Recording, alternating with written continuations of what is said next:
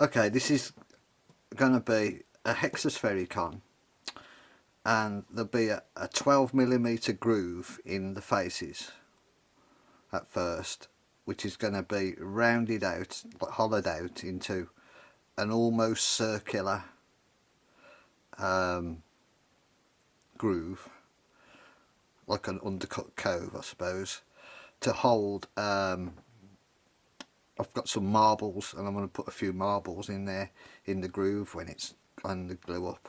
So I've made this out of brass.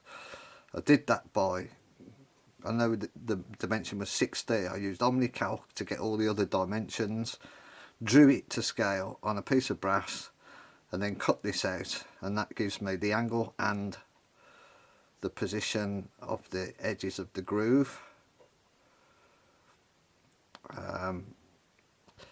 One side's shorter so that I can still maintain a tenon down there. Just a little jig to try and make, because this really wants to be precise as you can get it without, by this kind of method. I've got a little bit more to take off there.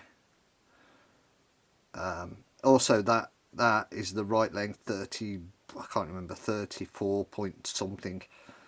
Those are 11.32, those are exactly 12.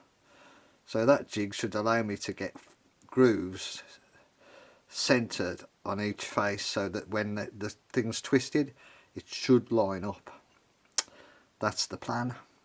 No, that's a 13mm, well, 12.7 half-inch tenon. I'm going to flip this round I'm going to take a little touch more off this side, make sure it's dead flat, flip it round, turn it down the other side, and then I'll start working on the grooves. I've turned that side to 60 down to a 13mm tenon, 12.7. I've turned this side right the way down to the cone, and it checks out with the gauge that it's bang on distance, and I'm going to mark the centres of the groove, the edges of the groove rather, using the gauge. I already marked that one, I just measured it in rough. And I'm going to creep up on that with a parting tool, 12mm wide, 12mm deep, same in that end, that one at the angle, whatever that angle is, 60 degrees or 30 degrees depending on how you look at it, and I'll come back after that.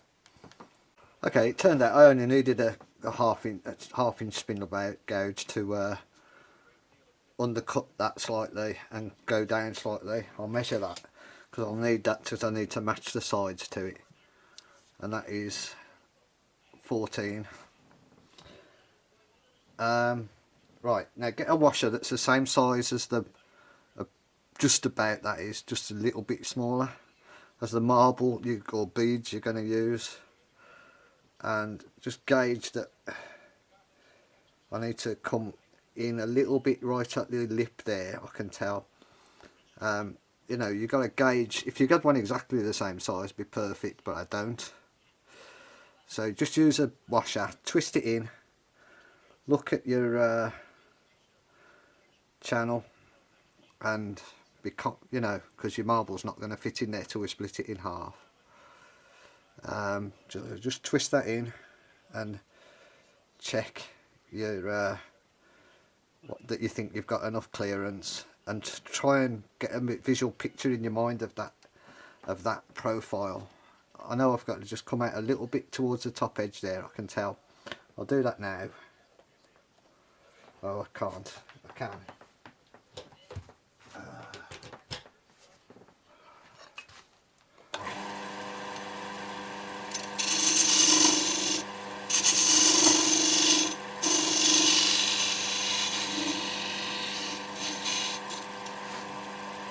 Same on the other side.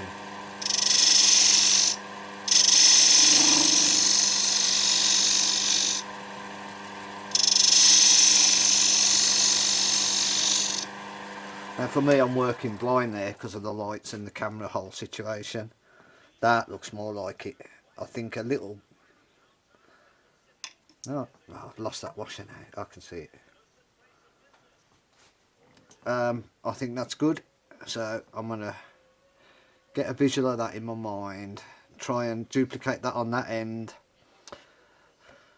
turn it round into my sphere chuck and put the groove in the other side before I take the tenon away, so I've got tailstock support, because I had a lot of vibrations on that, so I had to go slow. And then it'll be time to see the marbles, see if it works.